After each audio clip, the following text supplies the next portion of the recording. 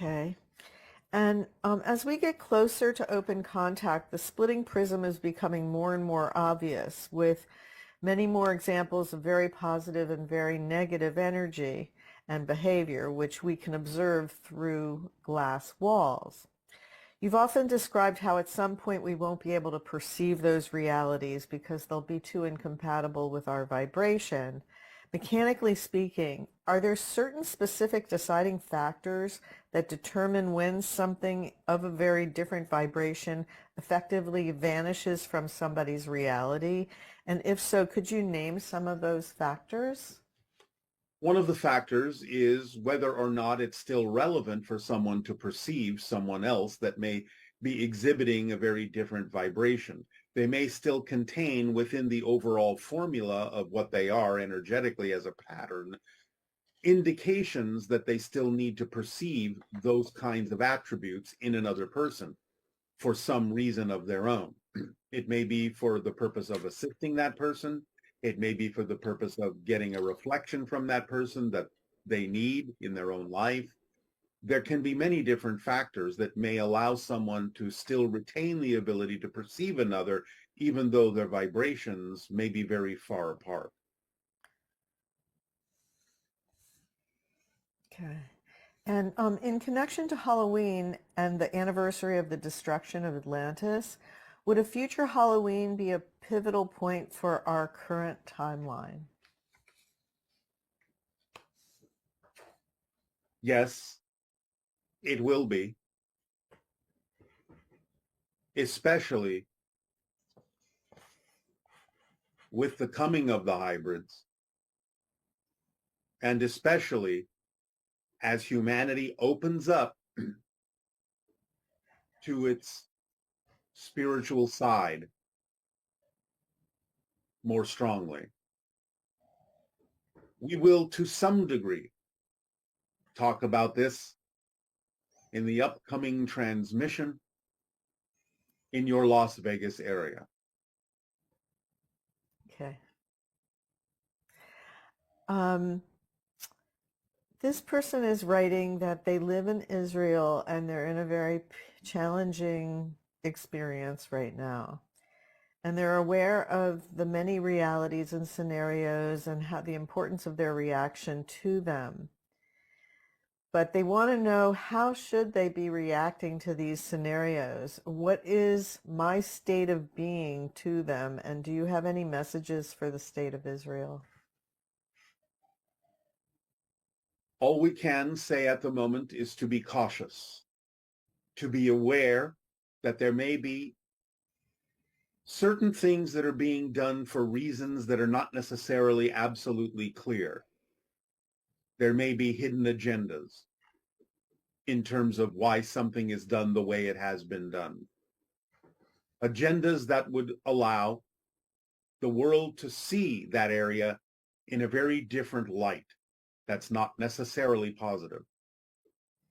So the idea is to be aware and to be cautious of how you proceed to interact and to engage so that you can retain what you might call higher ground, ethically, energetically, morally, as you move forward to attain the balance that you seek. We are not allowed to say much about this, but this is what we are allowed to say. Some of the things that have been done specifically to get an overreaction so that things change in the eyes of the world in a way that is not necessarily a positive framing. We would suggest that you do not fall into that trap. Also, again, staying on course with the formula will help each individual who understands how to use it properly and precisely, and will give you the insight necessary to navigate yourselves and guide yourselves as you move forward in this situation and circumstance. But simply be cautious and understand why certain things were done specifically to get a reaction that would not necessarily be in your favor should you act on them too forcefully, too broadly. That is all we are allowed to say at this time. Um, Along those lines of what you're saying, it seems like in business, there's certain areas of business where people feel it's okay to have very personal reactions to behavior. And then there's maybe another philosophy, which is that you always want to be in a centered space and not reacting similar to how high schoolers or junior high schoolers react to each other. In other words, the more balanced that you remain, even in business scenarios, when you're making decisions, is along the lines of what you're expressing, that you're going to make better choices if you're not reactive to the negative or immature behaviors of others. Is this accurate? To some degree, yes, especially when the actions that have been taken have been specifically designed to get an overreaction. Okay. Yeah, because that is one of the great benefits of what you've shared with us, that if you come from a centered space when you make decisions about how to respond, you will have a better outcome than if you just follow the normal ways that people can get reactive and angry and all of those things. Yes. Um, what is the single most important idea, in your perspective, advice that you can give us today to help humanity go down a path of peace, prosperity, and shared technology for all humanity to evolve and shift with love and prosperity and avoid self-annihilation? Again, we think you understand the answer if you are familiar with our information at all, because the answer is always on that level to follow the formula and take the actions in your physical reality that are reflective of following the formula, to be a living example to others of the choices they can make that are more positive, constructive, and thus to be of service to all humanity by being a living example of following the formula and creating the reality that you prefer. There is nothing that we can share with you that is more powerful than that as a navigational tool. Yes, and we really are very grateful for it. It really works. The more precisely you follow it, the more amazing things you can experience. It's Yes, wonderful. again, this is why we share it with you. We know what it can do. All you have to do is prove it to yourself by applying it. Okay, and this is about near-death experiences. Yes, Many NDEs are very similar and yet distinctively unique. yes. I have listened to many Christians describe their NDEs and how they end up meeting Jesus. And when Muslims die, do they meet Mohammed? Do Buddhists meet Buddha? Do Jews meet Moses? I mean, it's the belief that this person has is that when you die, you get what you expect. Is that correct? In many cases, yes, that will happen, depending upon the level of devoutness you have to that particular religion and the expectations you do have in crossing over. Now, many of those encounters may or may not actually be what you would recognize as the authentic being.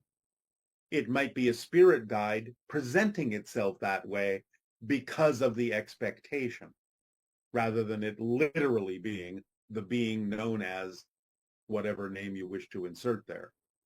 However, sometimes it can be that being, and in many cases, depending upon the being itself that one expects to see, Even if it's a spirit guide, that could still be an aspect of that being, but it allows the spirit guide to represent it in that way because there is something about the connection that the spirit guide has to the person crossing over that will make it easier for that person to relate. Because sometimes meeting the being itself, the authentic being, may sometimes be a little overwhelming for many people that expect to see the being in a certain context. And that context may not necessarily be the way that being authentically presents itself. So they may, in a sense, allow another being to represent just the facet of the authentic being that the one crossing over expects to see, even though that may be a relatively limited version of them. And do our higher beings have greatly varied personalities like the ones expressed in this lifetime, or is there an overarching personality that's exhibited through all physical projections? For instance, is there a dominant higher being or a shy higher being that gets exhibited in each of their respective physical projections as such? There may be higher beings that are more assertive or reserved. We would not necessarily call them dominant or shy. Those are more human personality traits. But there may be reasons for one to express itself a little bit more strongly, or one to hold itself in reserve as a overall quality of that particular higher mind, that particular soul. There are unique factors, but they're not exactly like the personality constructs of a physical mind. However, one of the most common and, of course, absolutely necessarily expressed overarching qualities is one of the expression of unconditional love, no matter what other qualifications might go along with it. And what is the purpose in experiencing meaning to life? If this is all a dream state, why do we need to be here and just exist? You don't just exist. You experience, you grow, you change, you discover. It adds to your soul's experience. It adds to the idea of creation as it expands. Because again, as we have said, the structure of existence never changes. The way creation expands is through the idea of different experiences, different relationships, and different perspectives of it by you and your experience in the realm that you're in, such as physical reality. Calling it just a dream is not an understanding of the idea and the power behind experiencing the dream in the way that you have constructed it. It gives you an opportunity to experience something you cannot experience in spirit in a timeless state. And that has great value and great power to it. So it's not just about existing. It's about creating, acting, being, not just existing. So when you talked about the neutral needs, Yes. are those across the board for all life, or just for this realm? The idea of creative expression is one of the neutral needs that we have. Yes. And so I'm wondering if, consciousness itself is wired with that same basic need to have creative expression, and that's why there are so many things to experience now because of that drive. Yes, it is in a sense built into consciousness because everyone is a different expression of all that is, and therefore has its own need to express itself as a reflection. Now, the other things, of course, are more determined by the physical reality that you experience or the level of dimension that you're experiencing. Some things are not necessary in other dimensions, but the idea of creative expression is a very fundamental concept to your very existence, to your very nature as an expression, as a reflection of all that is. So if you went back 800,000 human years ago and looked at the universe. Yes, well, first of all, you'd be very cold because 800,000 years ago, the Earth was entirely encased in ice. Okay. Scientists call it a frozen snowball. Oh, Okay, let's go back to when human beings were here on the planet. Okay. And There are human beings at the time, but they existed in a very narrow band of climate. I guess what I'm getting at is if you were to look at the universe as a whole, and all of the different forms of manifestation and One drama, moment, one moment, one moment. There has been an error in translation. 800 million years ago, the Earth was a frozen snowball before humanity existed. Nevertheless, there have been ice ages on your planet where humanity has existed in a narrow band of climate. We apologize for the mistranslation. I guess the question is more, is there a complexification where things get more and more complex in the overall area of existence? If you look at the human timeline, and see how different the universe or the multiverse looks, since consciousness is always creating more and more and more, right? That's what it does. It creates. Yes, when you talk about different levels of complexity, however, you must understand that that's a relative thing. So, to the idea of the human mind 800,000 years ago, there were certain things that would represent complexity to them or simplicity to them that are different from the things that represent those same concepts to you in your so-called modern age. So it can be just as complex, but not necessarily expressed in the same way. Um, the concept of as above, then so below, does that refer to one above and we are the below, or is there a below that is below us that makes us above? The idea is that physical reality is vibrationally lower as you understand these things, vibrationally below spirit vibration. Spirit vibration is the above. Physical reality experience is the lower vibration and thus is below. Below that are simply your own projections of portions of your own consciousness that reflect to you things like belief systems, especially the idea of fear-based and negative ones, which are of a very low vibration.